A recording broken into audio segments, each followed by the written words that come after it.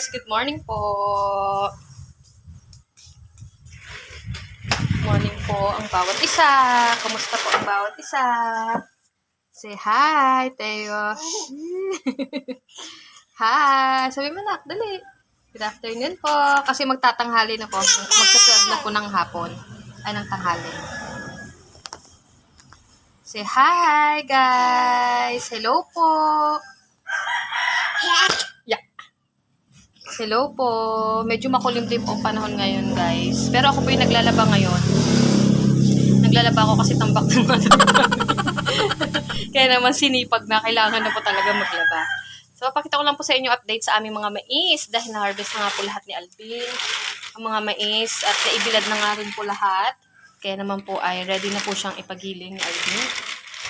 Dadayuhin daw po niya yung gilingan ng mais para hindi nahihimayin talaga isa-isa. Kaya naman, ito na po guys, papakita ko sa inyo ang aming mais. Yan guys, ito na po lahat ng aming mais na puti. Na ito po yung mga tinanim po ni Alvin sa tabi ng kubo namin sa bukid. At saka doon din po sa aming malagkitan dahil meron din po doong maisan na, ginawa po, na tinanim po dati ni Alvin. Ito na po yun guys, yung mga itinanim niya. Naibilad na po to sa araw. Tapos ito din po mga sako.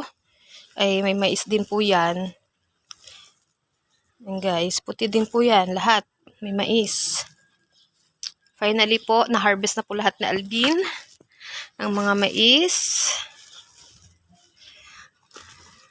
Yan.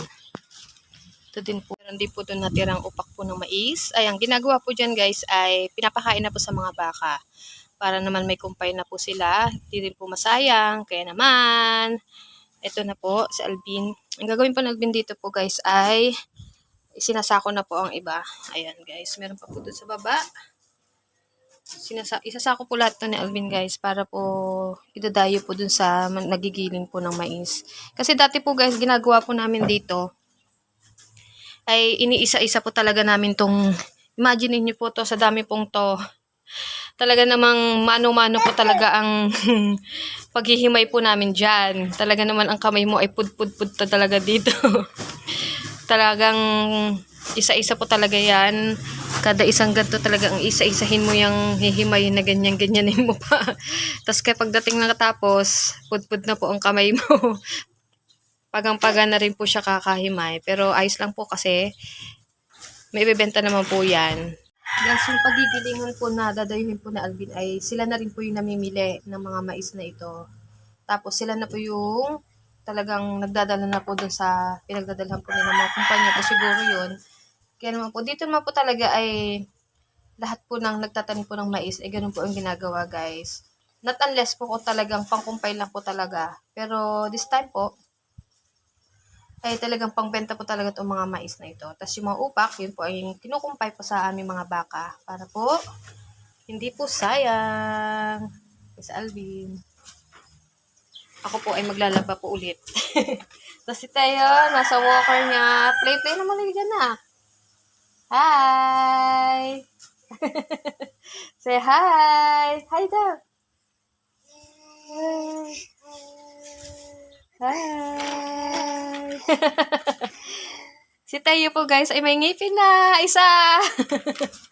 May ipin na. Show your teeth, nak. Dali. May ipin na po si Tayo guys. Matakaw na po lalo. How much more nung wala pa po siyang ipin talaga guys. Eh talagang matakaw na. Di lalo na may ipin na isa. Lalo na pong natakaw. Kaya naman, ayos lang po yun. Basta yung malusog. Ang aming pepe. Say hi, Tayo. Hi. Hi.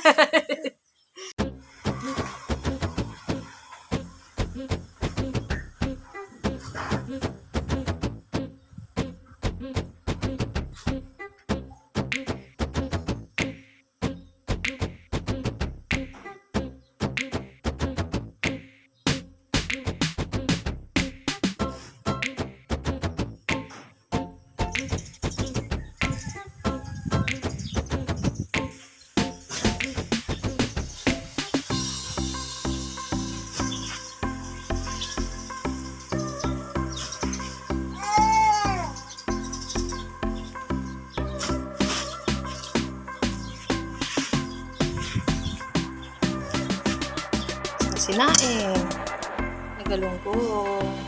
Guys, sinaing nagalunggong. Lunch namin. Tapos mamaya magigisa po ako ng labanos. Gisang labanos with kamatis. Ito pa po guys ang aking nilalabahan. Hindi pa tapos.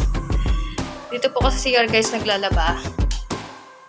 Ayan guys, magbaba na lang po mamaya. Tapos may pambukid pa po si Alvin. May bedsheet pa. So, tatapusin ko lang to. Habang si Alvin ay nagsasako po ng mais. Ayan guys. Malapit na rin po matapos. Si Teo! Yan! Ge!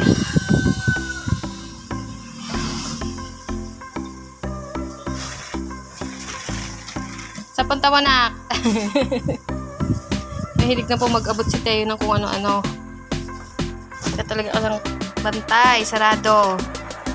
Nak! Ano yan? Ano yan? Lakas po ng hangin, guys.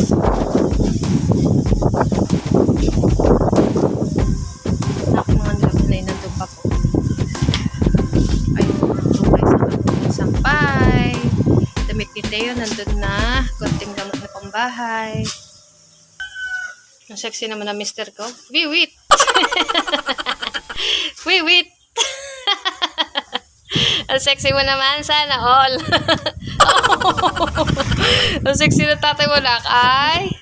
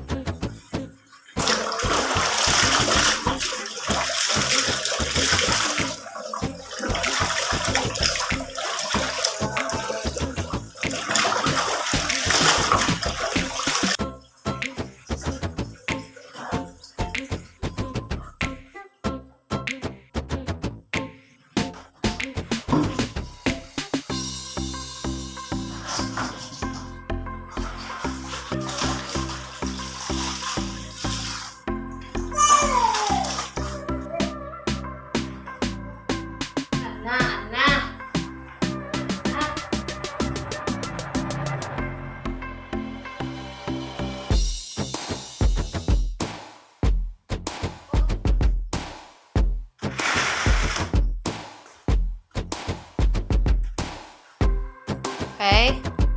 Magluluto muna na nanay ulit ng labanos, ha? Luto muna tayo guys ng labanos, gisang kamatis, sibuyas, bawang. Tapos ito na po yung sinaing na isda kanina. Ayan, luto na guys. Ayan po ang sinaing nagalunggong. Ulam po natin ngayon. Anak na rin pala guys ang aming kambing na si Nicole. Dalawa po ang anak niya. Ayun ay ang haba ng tenga ay takot. Dalawa pong babae. Ay sa baboy yan. Dalawa pong babae guys ang anak nila. Oh, manang-mana sa kanilang ina. Mahaba din po ang tenga. Ayan guys, noong February 19 po yan nanganak. Dahil nga po ay lagi na po siya nag-iinghay. So nung pinuntahan po na Alvin, ayun, may kumayat na nga po, nanganak na. Tinambayan na po hanggang nanganak. Dalawa nga po ang anak na babae. Dalawang inahin. At yun po aming mga anak ng aming mga baka. Magtutropa na sila guys. Kung saan na sila nakakapunta. Talaga naman. Puro babae din ang anak. Hi mga marites. Ayan guys. Ang aming mga bisiro, ang aming mga baka, at yun nga po, tapos na po sila kumain ng upak ng mais po yan, ang kanilang kumpay, ang kinumpay po natin sa kanila. Ito na rin po ang aming mga biik, noon na maliliit, na malulusog na. Pasintabi po sa mga nanonood. Okay. Kung may nakikita po kayong tai-tai dyan, pasintabi po, ayun guys, malulusog na sila. Sama-sama, magkakapatid. Unfortunately po yung nakita niyo po dati na lumpon, hindi po makalakad. Namatay din po siya ng same day na aking nabidyohan. Kasi nga po, hindi po kinaya. Kaya naman po, ang natira na lang po naming biik ay 9 na lang po ang natira. 14 po dapat sila, pero namatay po ang iba. Kaya siyam na lang po ang natira. Pero at least, malulusog po ang aming mga piglet. Tas ang isa po ay harinaw po, buntis na po siya kasi hindi na po siya ulit nangandi eh. 1 month na po siya nung 20. Ngayon po ay February 23 po ngayon. So, ito pong update ng aming mga alaga. Nanganak na po si Nicole. Puro babae din po ang anak. Ganon din po ay mga baka. Ayan, malulusog na po sila. Nagalagala na kung saan saan. Ito po guys. Mais. Gilingan ng mais. Unfortunately, hindi po namin naabutan na ginigiling. Kasi nga po, iniwanan lang po kanina umaga ni Alvin. Dahil nagpunta dito siya dito nung umaga, wala daw po yung pagigiling, kaya iniwanan. Ayan po guys, puro mais po lahat yan. Nagtitimbang pa po sila, iba. Siguro nagtinta sa kanila. Giniling na po kanina umaga, tapos binili na rin po kasi sila naman po sadya talagang namimilitin. Kaya naman, tignan natin mamaya kung magkano po ang ating pagbentahan sa mais. Ito na po guys ang resibo ng ating kinta sa mais. Thank you for watching.